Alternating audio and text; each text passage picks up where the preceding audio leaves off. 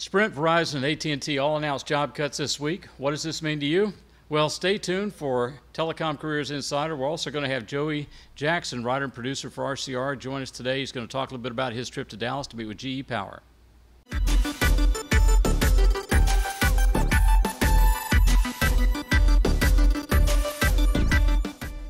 Nexius, accelerating network and business transformation. Today's episode is brought to you by Telecom Careers, the #1 global telecom and wireless job board. telecomcareers.net. On today's Telecom Careers Insider, we're going to look at three things. First, we're going to look at the AT&T, Verizon, and Sprint job cuts. Secondly, we're going to look at who is hiring and who is firing and what you should be looking at in the industry. And thirdly, we're going to have Joey Jackson, our writer and producer, talk a little bit about his gigs, digs, and how it works series, specifically his trip to Dallas to meet with GE Power Management.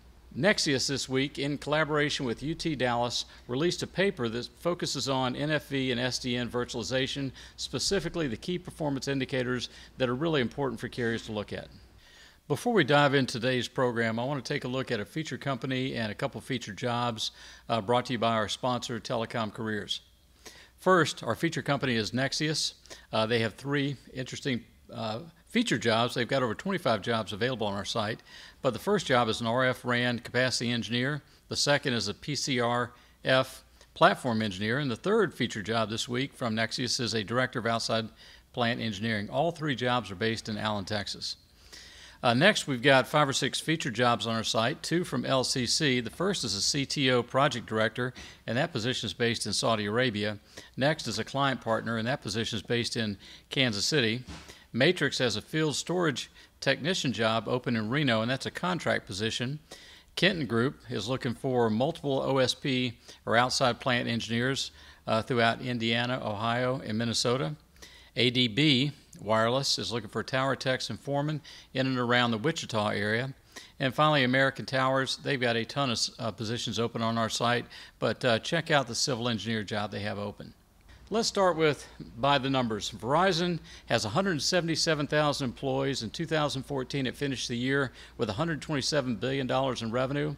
It reported 110 million subs, 5.8 million FiOS subs, and over 1,700 retail stores. AT&T, on the other hand, has 240,000 employees, 132 billion in revenue as of the end of 2014, and they reported 120 million wireless subscribers, 3.5 million business subscribers, and 12 million UVerse subscribers.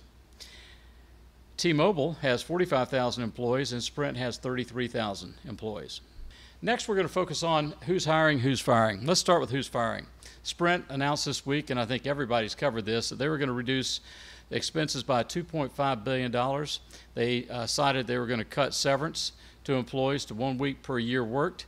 They've also cut snacks and limo rides for the executives. Verizon announced going from 20 regional offices down to 6 regional offices. They haven't specified how many jobs will be impacted. AT&T this month announced that they were going to cut 200 jobs in Houston, but according to the Texas president, he said they're actually hiring 850 people in Texas, and they've hired over 4,000 people year to date in Texas.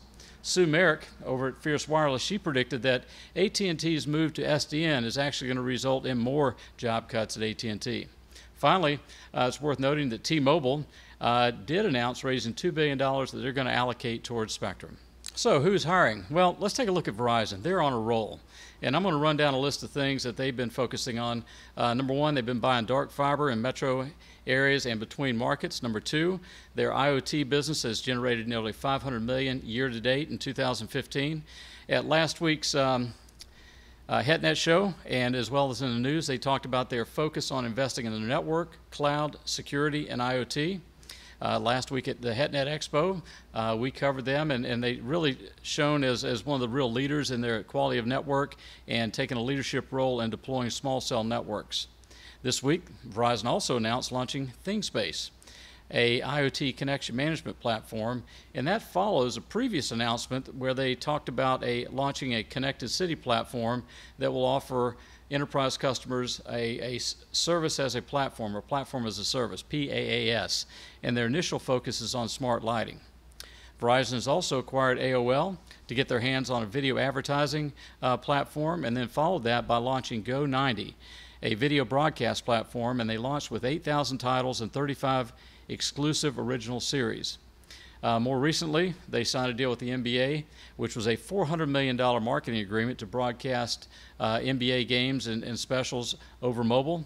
And finally, I'd really recommend you check out our website to see Verizon's IoT and Smart City reports. They've got an pretty exhaustive 2015 State of IoT report that's worth checking out. So what does that mean if you're interested in a job at Verizon? Well, I think you're focus on software, focus on fiber, and focus on content broadcasting. Who else is hiring? Well, I'm going to run down a few other press releases that are worth noting. Sprint, in the midst of their job cuts, they did announce a new product for their business customers called Mobility as a Service, and that follows an announcement made earlier this year on Workplace as a Service. So those two announcements have been a little bit lost. So one bright spot I think you're going to see in Sprint is a bit more focus on the enterprise, but again, those announcements are getting lost in the cost reduction focus that the CEO and executive team there have been focusing on for the past 60 days. You know, you might want to take a look at Jim Patterson's article this week on RCR Wireless News, where he talks about the difference between Verizon and AT&T. They both are investing in their networks, but one key difference he points out is that Verizon is focused on a mobile-first social entertainment strategy. With their Go90 platform, it's really all about video broadcasting and ad serving and monetizing those videos.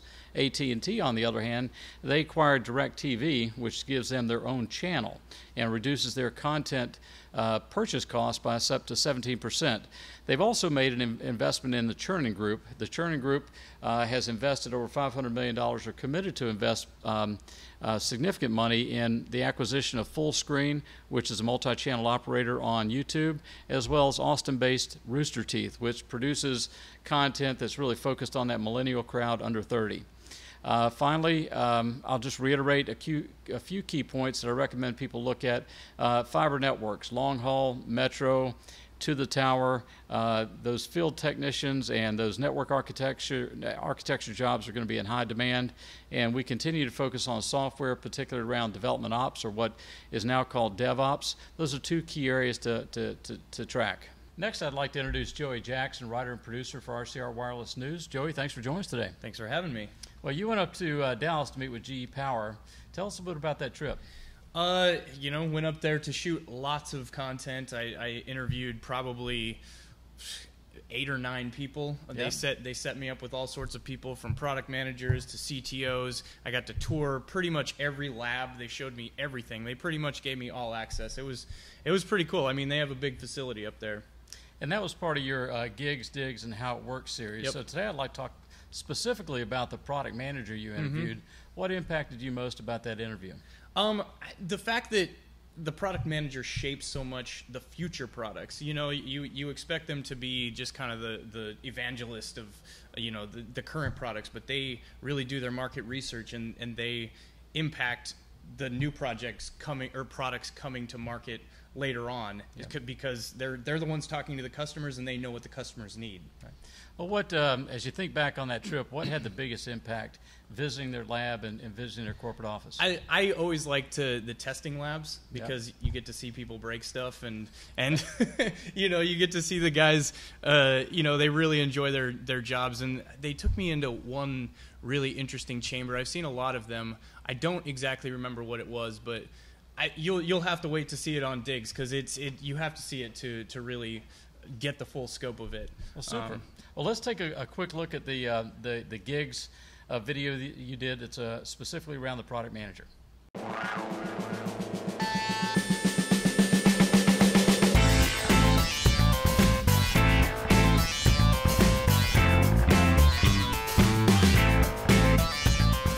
I'm a senior product manager with GE, managing the 12 volts AC to DC rectifier portfolio.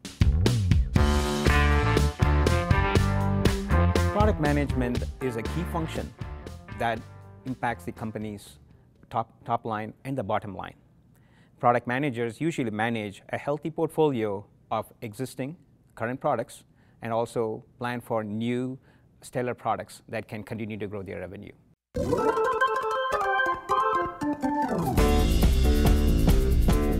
Product managers are both internal focus and also external focus. When I say external, customers. So customers are our bread and butter. So we spend a lot of time visiting customers, talking to customers, addressing customer issues or their requests. That is a majority part of my day. And the other part of the day is managing a portfolio where I go plan for new products, manage the current portfolio, and continue to grow my product base.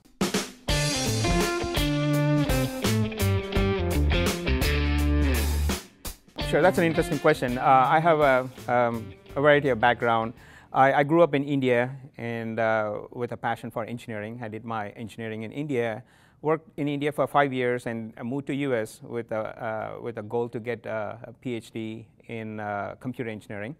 I went to school. I went to University of Arizona and got my master's and PhD there, and joined Hewlett-Packard, and then followed with TI. So I have semiconductor and a design management experience. Halfway through my career is when I started looking into product management. So, with my engineering background, I wanted to get onto the management aspect. My engineering background really helped me to give me a good solid base based on which I can build on the product management. So it's a good run all along so far. I would say two things: listening to your customers and keeping track of the market dynamics. Those two things are really critical in not only managing your current portfolio, but also in coming up with new innovative products. So those will tell you what the problem to be solved, and then come up with products to solve the problem.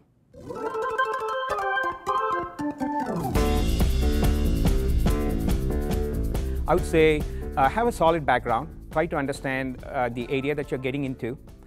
Specifically in product management, a good, not in-depth understanding on the product, but a top-level idea on what products you're going to manage. Get a feel for what the product looks like, what are the features, what the customer base is, and try to imagine yourself as a customer and identify what the customers are looking for. Then automatically the things will start popping out for you.